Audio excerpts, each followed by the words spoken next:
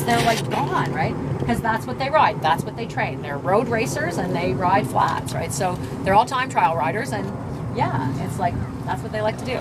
So again, it just depends on, you know, what, you're right, what the style of that rider is, what the strength of that rider is. Talk to your group so that they know. And then nobody's feelings are hurt either. It's like, oh, you dropped me 4 times. It's like, yeah. Can you pull somebody up a hill though? Can you pull someone up a hill? You can.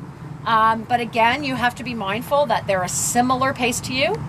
And you have to also be careful that you don't slow down so much your own pace up that you're not compromising your own climbing. So what I mean by that is if I were, you know, if my daughter were to try and pull me up a hill, she's an excellent climber, that's her strength, then she'd have to slow down so much that it might not be good for her either. She might lose control because she's going too slow. Okay, so just be mindful. But yeah, you can pull, and especially on rollers. Like, I don't know how many big hills you guys are going to climb. Like, it's not too bad. Okay. Like if you're climbing, I don't know, if it's all rollers, you'll be fine. If it's rollers. And you all know on rollers, right? On any down, on a downhill, pick up speed so you can get over the next roller. Like pound on small down so that the next roller's easy. You don't have to pedal at all pretty much to get up. Passing while climbing. Passing while climbing? Yeah, again, you know, when you're passing someone, you're always calling on your left. Always, always, always. Every pass, okay? Because again, that rider, that one moment that they lose concentration or they're not there or they want to pull around a pothole is the time they're right at you, okay? So thank you for bringing that up. So passing, it's always calling as you go by on your left. And yeah, if you want to pass on a hill, sure. You know, again, as long as there's no traffic and you have lots of clear road, because what you don't want to do is have 2 people climbing. You're going to come out and pass this person and you're pushing them into the curb, okay, or into the gravel if it's a shoulder. You want to give them their room and you take the road. If there's nobody around you, there's no cars there. You know, I am the most aggressive rider when it comes to that. I just think, you know what, I have a right to be on the road, and I'm not going to let you like push me over so far that I'm going to end up on the dirt. So, yeah. I guess there's one thing I would add for us is that we're trying to ride at the pace of the weakest rider. In other words, we're trying to bring that rider along with us. We're not in a race, as Joanne says, and there's no advantage to being 1 minute ahead of everybody else or anything like that. So we're trying to ride as a group. It's a team effort, and we're trying to help everybody make it to the end safely, right? So it isn't to leave everybody behind on the uphills and on the downhills. No. We're trying to maintain a Peloton pace that is geared to the people that are struggling a little bit. Maybe they're tired that day, they had a rough day the day before, etc., etc. So we're yelling pace. So we yell pace. Yeah. So listen, anybody in the line can yell pace, which means, you know, cut your pace down so that the group can stay together, whether it's up, flat, down, whatever. And the other thing is, if you know you have slower riders, don't make them pull. Tell them, you know what, the idea is for all of us to go together.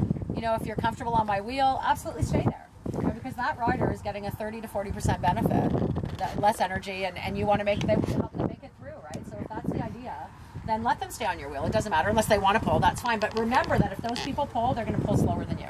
One of the things that we did last year is when we're going up the hill, you wouldn't put your strongest climber at the front. You actually have the stronger climbers on your team pull to the back so that they're not setting the pace. Right. And then you'd have your medium climbers at the front pulling, and then your people that are in between, they stick in between, and it kept the group together.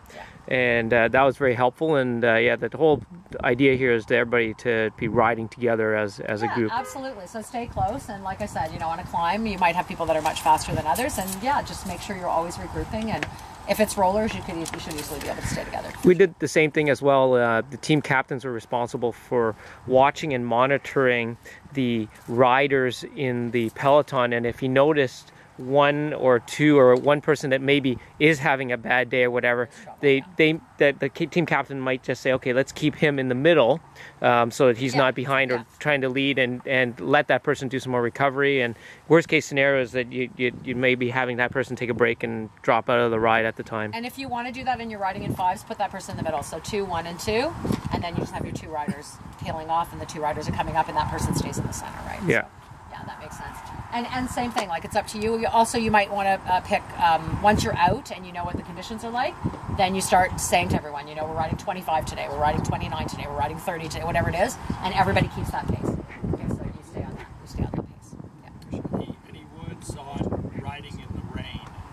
Yeah, riding in the rain is, again, the bike's not going to go anywhere. You keep it upright as long as you're on a flat or straight. Riding in the rain gets to be troublesome when you're climbing, descending, and cornering. So slow down and be mindful about that, because likely you're going to have the same tires. You probably won't be able to switch tires or switch bikes. That trailer goes 6 foot. Yeah. You get used to drinking water constantly. Yeah, suck it up. What I would say to my athletes that I coach, suck it up, Buttercup. It's just water. It's not gonna hurt you. It's actually refreshing, Jason. Yeah, it's a little bit of sand in your mouth. Yeah, yesterday, my daughter rode yesterday. That's when she had that, stroke all the way down her back. Just before you go, nutrition. So what questions can I answer about nutrition, or do you want me to just generally chat? Since it's a distance event, Yeah. I wouldn't mind you touching on the kind of foods that you should be versus short distance gel kind of thing. So I mean, you already know this. There's 3 issues that face riders, and they have to do with protein, carbohydrates, and hydration. Those are your 3 issues. The longer you go, the more the balance of that switches. So when you are riding long distance, you need to have carbohydrates to start with. So that means, whatever your good carbohydrates are, make sure you get there and you're not carbohydrate depleted. So there'll be no cutting carbs beforehand. And I'm talking about healthy carbs, fruits, vegetables, whole grains, all that kind of stuff. Beer. Or if you want, absolutely. Chocolate, beer, chicken wings. Yeah, chicken wings are protein. But yeah, whatever carbs work for you. Certainly the morning of every single ride, you want to have some carbohydrates in the morning. If you don't love to eat solids, most riders will start with like oatmeal or cereal or toast or bagels or that kind of thing, which is all great.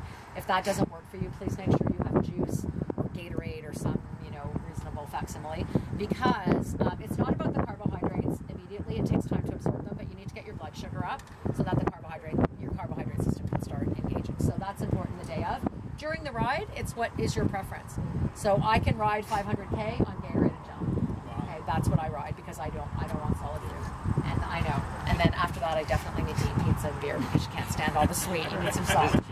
But other riders will eat real food. So that waffle cookies are probably the honey waffle cookies are probably the most common things that long distance riders will eat.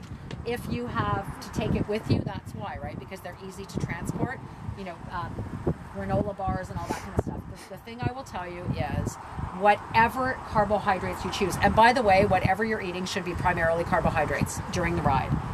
Because your body has a hard time breaking down protein at the same time as fueling your muscles, because both take blood supply, right?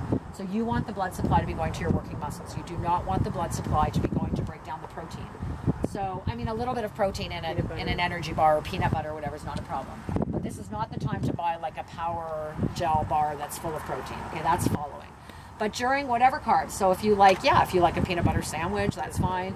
Just do whatever you're going to do on the ride, do in training, because some people find that real food doesn't work well with them. Like, I have riders that will eat fruit, and other people are like, fruit absolutely wreaks havoc with my GI system.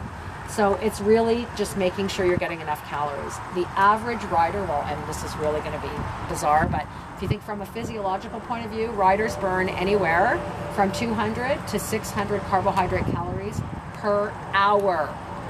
Per hour. Okay, so we ask our riders to replace those carbs by 50%. So the heavier you are, the harder you ride, the more calories you will burn. Okay, and I mean, we do lots of metabolic testing that tells us exactly what the calorie rate is, but just take that as a baseline. So we know that most riders bonk because they don't have calories. That's the end of the day, that's what it is. And over many days, you'll have a problem. Okay, or over many miles. So I would suggest to you, even if you take a round number and say like I'm 130 pounds, so I think I'm probably burning a couple hundred calories an hour, you need to be taking in at least half that back. And most riders don't take enough carbohydrates in, so by the end of the ride you're depleted. You eat, you get some protein in now to repair your muscles. Protein is always afterwards. And then you go out and do it the next day and the next day and the next day, and whatever, by day 3 you're done because you don't have enough carbs. So please make sure that whatever your carbohydrate du jour is, it's one that you can tolerate, and take care, look at your calorie counts. Because people go, oh, but I had 2 gels. Yeah, you rode for 7 hours. And 2 gels, depending on the gel that you're having, that's like 200 carb calories. So we hear that the more natural the food is, the less of the gels and the power bars over a 9-day trip is better on the GI system. I think that's absolutely whatever works for you. That there's no evidence to suggest that. As a matter of fact, natural food is typically harder because your body has to break it down. Okay, so fiber can cause trouble in your GI system, you know. But most people can't tolerate Gatorade for 7 or 9 days. It's ridiculous, right? I mean, who would do that? But you might have a combination. So I really like that kind of, you know, like that kind of carbohydrate bar, and I like this kind of energy drink. And then I'm going to take a sandwich and some cookies and, you know, whatever carbs you want to take along the way. I know people that have done Ironman on pierogies. You know, they eat cold pierogies the whole way. It's like, are you kidding me? I could never break that stuff down. But they love it. They think that's the carbohydrate of choice, right? So but practice it.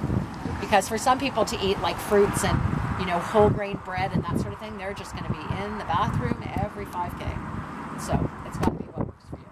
But yeah, just make sure the calories are enough. Hydration, depending on the weather, right? But again, you know that it's a minimum of a 500 ml bottle an hour. Okay, a minimum of that. Okay, so on a day like this, you should be drinking a minimum of 500 milliliters of water or sports beverage an hour. Yeah. Is there a particular energy drink you like? Yes, there is. I like Cytomax a lot.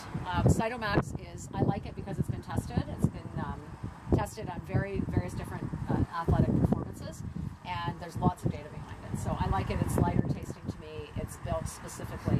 Gatorade to me is very sweet, and it's starting to taste more like pop.